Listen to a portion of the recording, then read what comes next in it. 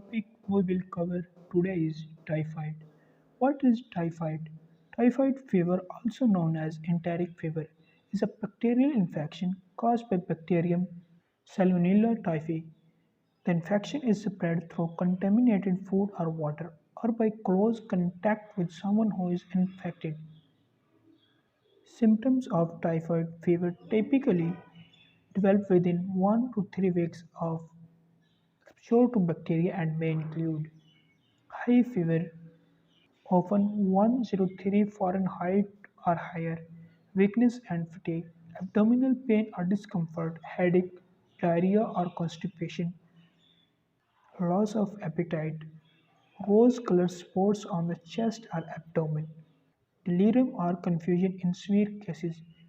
Typhoid fever can be serious and potentially life-threatening illness, especially if left untreated. Treatment typically involves antibiotics.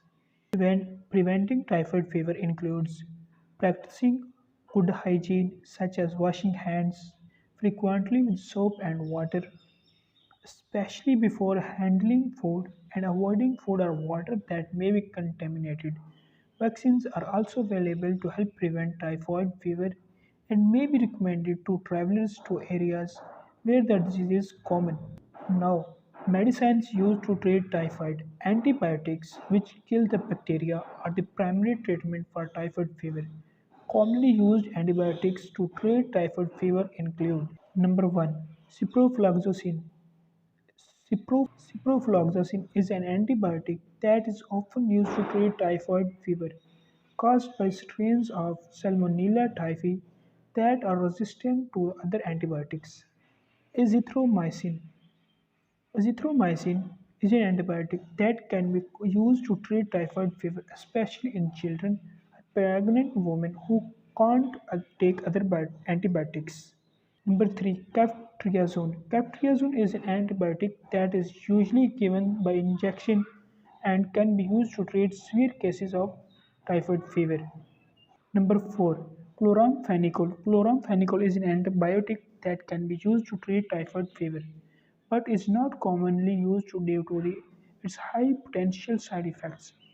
It's important to note that antibiotic resistance is a growing concern in the treatment of typhoid fever. In some areas, strains of Salmonella typhi have developed resistance to multiple antibiotics, making treatment more difficulties. In addition to antibiotics, treatment for typhoid fever may also involve supportive care to help manage symptoms and preventing complications.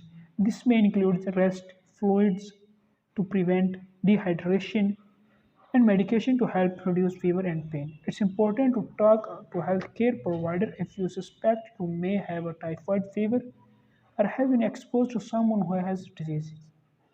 Early treatment with antibiotics can help to prevent complication and improve the chances of recovery.